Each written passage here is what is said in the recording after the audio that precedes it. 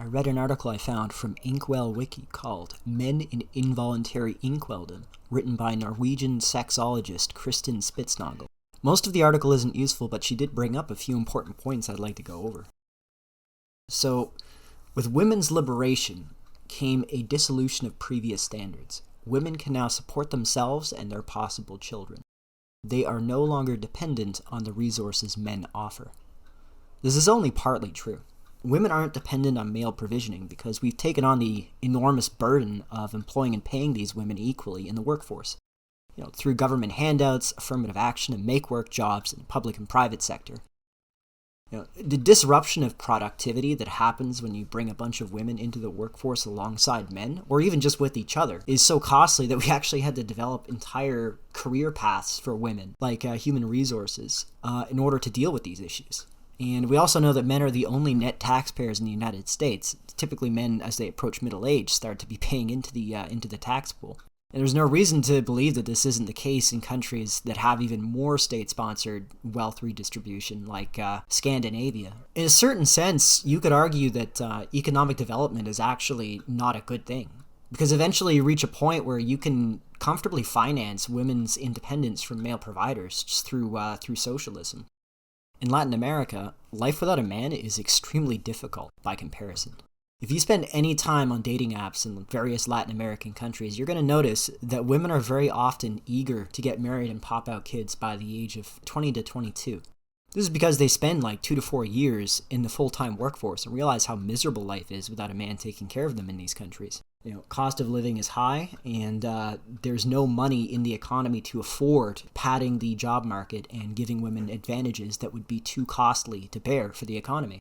Another example of this, interestingly enough, is China. Entirely different culture, other side of the world. But one of the things that they've done with their version of feminism is they've given women equal rights and equal expectations identical to men. So it's not a situation like our weird hybrid of like patriarchal norms without any authority, like what we have in the West, where women are sort of coddled like they were in the patriarchal times, but without men having any authority. It's not that case in China. In China, it's completely rigidly economic and meritocratic. And as a result, what you see is the suicide rates in China between men and women are actually almost equal. And this is in spite of the fact that women, by and large, are benefiting massively from the gender ratio. Like, it hasn't come into full effect yet, as I've shown in my demographics video, but it is still favoring them to this point now. Like, we're starting to hear about these leftover men now, because it's about the time where they're going to start cropping up. So women actually have an advantage there in the mating and marriage market, but in spite of that, they still commit suicide on equal levels that men do. This is because they are given the same expectations as men, and they're not coddled. Moving on. Ergo, the bonds that have been placed on women's search for the best genes for their children are also released. Women are concerned with appearance, status, and capital, but studies show that they emphasize physical attractiveness far more than we may have previously thought. If you ask them, they may deny this, but this is just a reflection of political correctness. Studies show that women are in no way different from men. They want attractive partners, and now they are in a position to be more selective. They are just that. Again, this is true, but this has to be squared with the effect that ethnicity and social circle has on the dating and mating market. The main reason Mexicans are doing all right in the US, in fact better than every other group, is because they're geographically restricted to the South and Southwestern USA, and they largely descend from low-skilled migrants, both legal and illegal, that cross the border in large numbers over the past 30 years. They've constantly supplemented their numbers with massive continuous migration from Mexico and Latin America. The main reason they've maintained their social circles and communities is that their migration was so rapid and so monolithic that they actually took over entire portions of the American Southwest demographically within a few decades. It is accurate to say that there are large stretches of the United States now that are 100% Mexican at this point. They might as well join Mexico based on the demographic situation there. Like, there are portions of the United States that are no longer recognizably American, except perhaps in economic terms. And this is a good thing, because American culture is probably the worst culture on earth when it comes to how we arrange our dating and mating situation. So anything is better than what we have now. And ironically, It would actually be to the advantage of inkwells, including like white inkwells, to have as much migration from Latin America as possible. Because if you can bring down the economic situation in the United States and bring the United States down to a poorer level through mass migration of workers without enough work to sustain them, you actually will benefit in the long run, because it will eventually, we're going to run out of money to be able to finance things like affirmative action and make work jobs for women. And these companies will no longer be able to afford financing these women's positions. Or if they try to, they're going to have to cut from other areas. It'll make them less efficient. Over time, I think that would benefit us in the long run, because as the economy becomes weaker and people become poorer, women are going to have to become more reliant on men again. And this woman in this article, I think, recognizes this, but like most women, she's solipsistic. She doesn't see past, 10, 15 years. So we'll see how that ends up. Where a less physically attractive man who courted a woman could previously compensate by offering her a secure future, he now meets a woman with her own job, apartment, and resources enough to live out a thrill online. It's funny that there's this trend of 30-something millennial women now complaining about the lack of economically attractive men to marry in the middle to upper middle classes. I wonder if anyone's actually sat them down and just pointed out that bringing women into these middle and high income jobs would by necessity push out men that would otherwise have worked in them.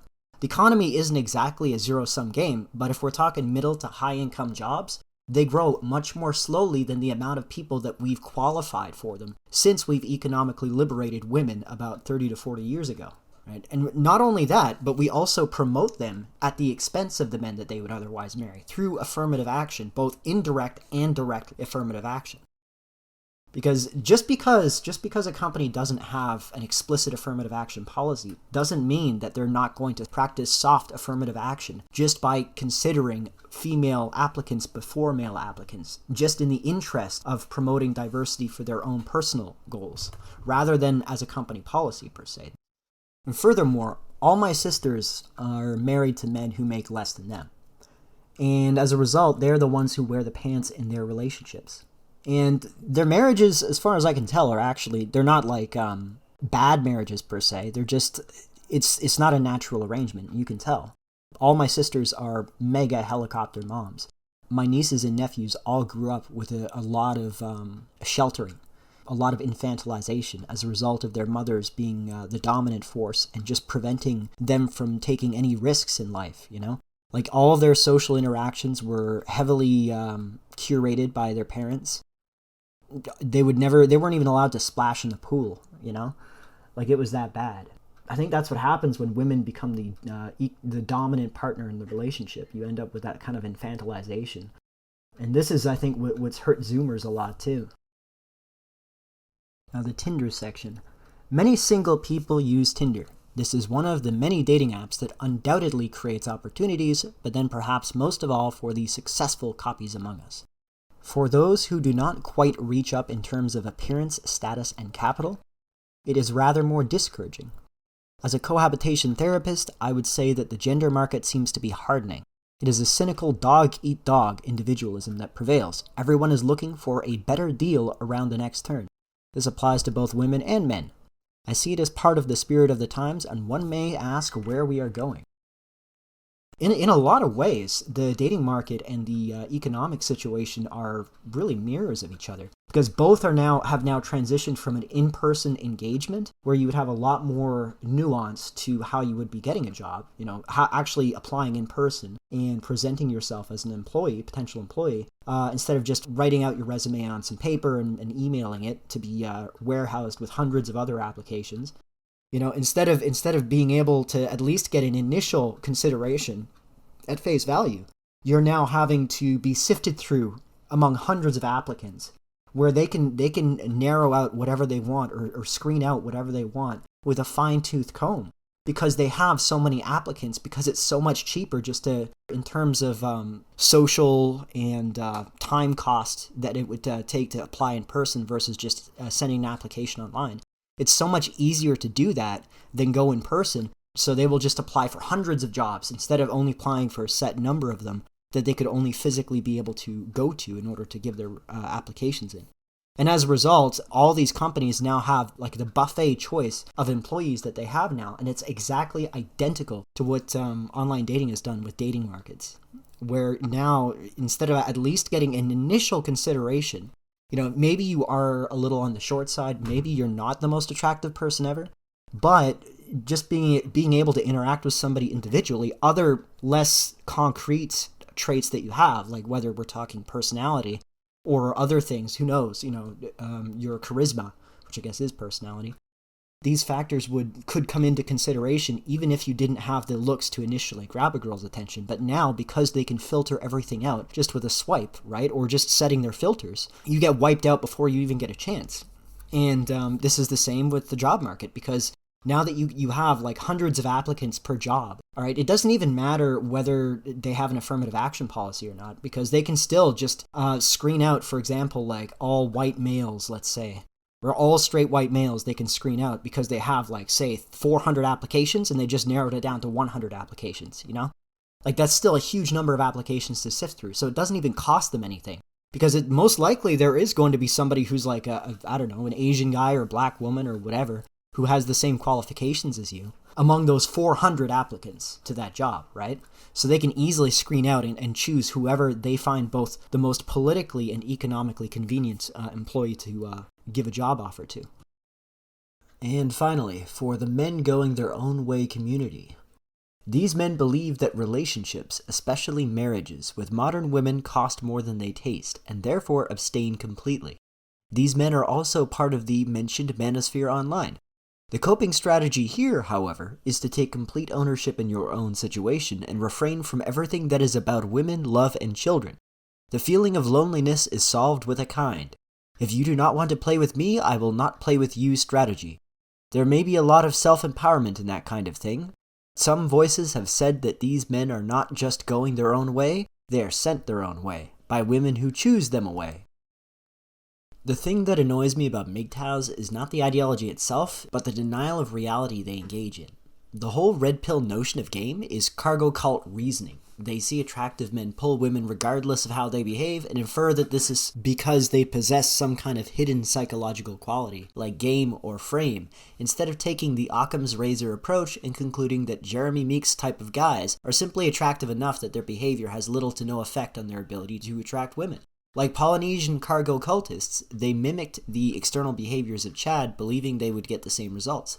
The consequence has been the disastrous PUA movement from the 2000s until now that probably greatly contributed to the sexual harassment hysteria that men have had to put up with in college and the corporate workplace.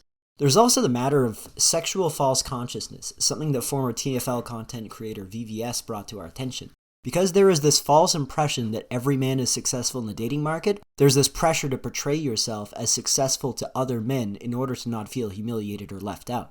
This is why MGTOWs are all top-tier slayers making millions, but they have time to hunt down every feminist MSM article that comments on MGTOW or the manosphere and bombard the comment section with hundreds of comments about how happy they are that they've deprived women of their affections. In conclusion, she called MGTOW exactly what it is, a cope. I actually like the frame of mind, but they need to accept the reality of the situation instead of pretending they are the prize. I wish it were true, but it's just not. The wall isn't exactly cope, but women's SMV doesn't actually drop significantly compared to men's. The problem is that women form their standards and expectations at the peak of their desirability and find it very hard to compromise as they age out of their prime years. So Becky might get like a Chad Light at 25 and a Normie at 35, but they aren't able to adjust their attraction downwards and therefore become Chad widows. By contrast, most men start at the bottom and either stay there or maybe increase slightly due to increasing money or status. We therefore have no issue adjusting our attraction downwards to whatever we can reasonably attain. So to summarize, this Norwegian woman did nail down some of the major problems we talk about, but this is also a cautionary tale. Some red pillers fantasize that if they pill their unicorn girl, she will suddenly understand her instincts and try to counteract or stop her worst tendencies.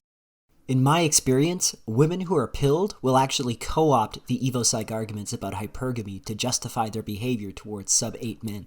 They will use this as a way of diverting responsibility for their actions to nature, making them even more toxic than if they had stuck to the egalitarian model for the relations between the sexes.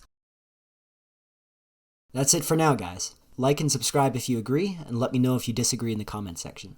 Talk to you all later.